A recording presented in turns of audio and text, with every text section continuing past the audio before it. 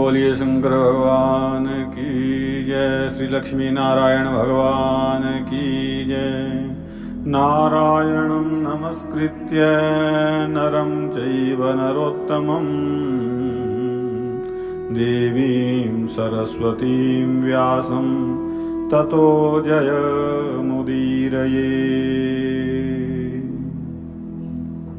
तो आज धर्मराज युधिष्ठिर जी भगवान कृष्ण जी से पूछते हैं कि हे केशव, ये भाद्रपद मास में जो शुक्ल पक्ष है उसकी एकादशी का क्या नाम है, कौन सा इसका देवता है और इसकी क्या विधि है, ये आप मुझे बताएं। और भगवान श्री कृष्ण जी कहते हैं कि राजन, मैं एक आश्चर्यजनक कथा इसके बारे में आपको सुनाता हूँ, जिसे कभी ब्रह्मा जी ने नारद के पूछने पर उनको बताया था। कैसे कि एक बार नारद जी ब्रह्मा जी के पास पहुंचे और उन्होंने ब्रह्मा जी से आदर सत्कार पूर्वक पूछा कि महाराज, भाद्रपद शुक्ल पक्ष में कौन सी एकादशी आती है, क्या उसका नाम है, क्या उसकी विधि है। तो ब्रह्मा जी ने बताया। पहले तो इस प्रश्न से ब्रह्मा जी बड़े प्रसन्न हुए, उनकी तारीफ प्रशंसा की कि तुमने बड़ा अच्छा प्रश्न किया है, बड़ी अच्छी बात पूछी है। वैष्णव जो थे कि भाद्रपद के शुक्ल पक्ष की एकादशी पद्मा नाम से विख्यात है। अर्थात ब्रह्मा जी ने ये नाम बताया है नारद जी को कि भाद्रपद की शुक्ल पक्ष की एकादशी पद्मा नाम से जानी जाती है। और इस दिन करना क्या है, इस दिन ऋषिकेश की पूजा होती है, अर्थात भगवान विष्णु का पूजन होता है। यह उत्तम व्रत अवश्य करने योग्य है अथवा जरूर करना चाहिए। तो इसके महात्म्य के बारे में कथा सुनाते हैं, वो एक इतिहास कि सूर्य वंश में मानधाता नाम का एक राजा हुआ, चक्रवर्ती राजा, राज ऋषि, जो ऋषियों के गुणों से भी संपन्न था, बड़ा ही प्रतापी। और वो अपनी प्रजा का जो पालन है अपनी संतान की तरह, अपने औरस पुत्रों की तरह करता था। तो इसलिए उसके राज्य में अकाल नहीं पड़ता था, मानसिक चिंताएं भी नहीं थी, और व्याधियों का, बीमारियों का कोई प्रकोप नहीं था। और उनकी प्रजा जो है निर्भय तथा धन धान्य से समृद्ध थी। महाराज के कोष में, खजाने में केवल न्यायोपार्जित धन का ही संग्रह था। न्याय से इकट्ठा हुआ जो धन था वही था। और उनके राज्य में समस्त वर्णों और आश्रमों के लोग अपने अपने धर्म में लगे रहते थे।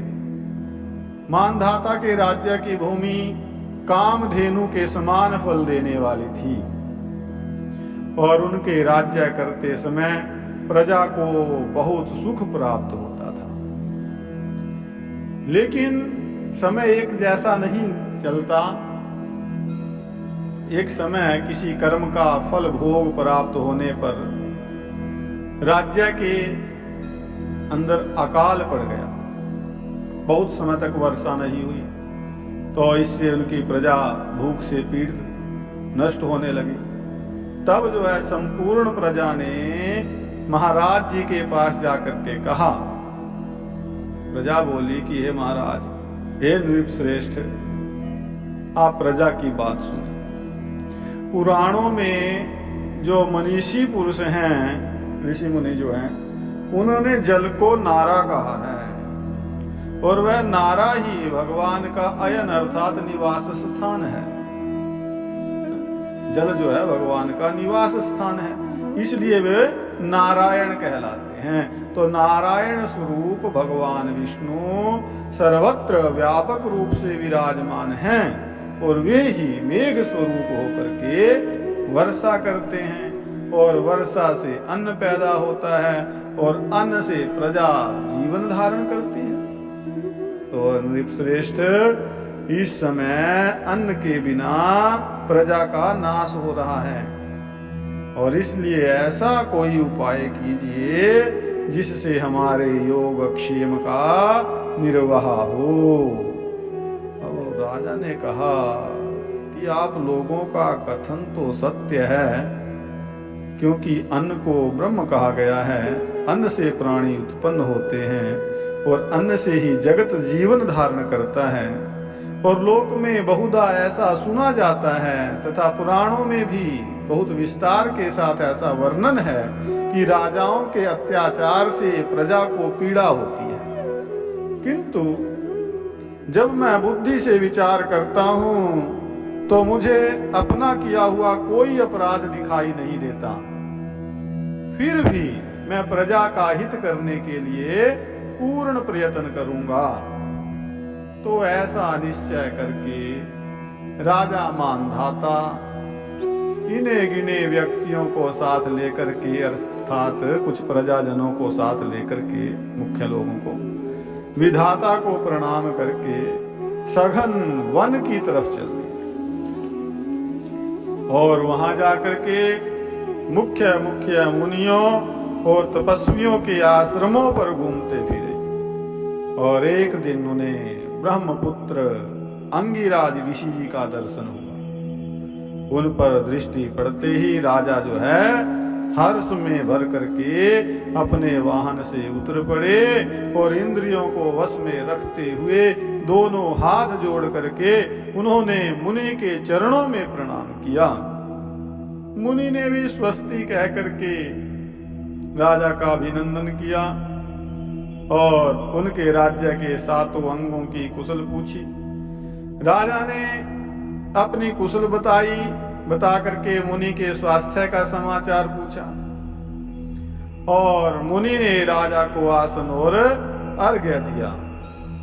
तो उन्हें ग्रहण करके जब वे मुनि के समीप बैठे तो उन्होंने इनके आगमन का कारण पूछा, कैसे आना हुआ। तो राजा ने कहा कि भगवान, मैं धर्मानुकूल प्रणाली से पृथ्वी का पालन कर रहा हूं। जो प्रणाली है धर्म के अनुसार, उससे ही प्रजा का पालन करता हूं। फिर भी मेरे राज्य में वर्षा का अभाव हो गया, तो इसका क्या कारण है, इस बात को मैं नहीं जानता। ऋषि बोले कि राजन, ये सब युगों में उत्तम सत्य युग है।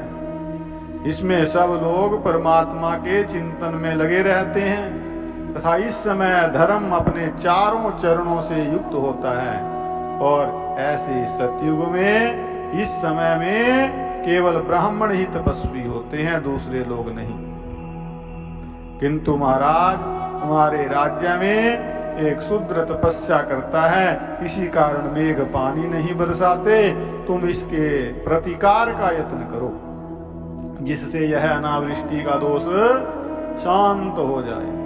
राजा ने कहा कि मुनिवर, एक तो वो तपस्या में लगा हुआ है, दूसरे निरपराध है, इसलिए मैं इसका अनिष्ट नहीं करूंगा। इस तो आप उक्त दोष को शांत करने वाले किसी धर्म का उपदेश कीजिए।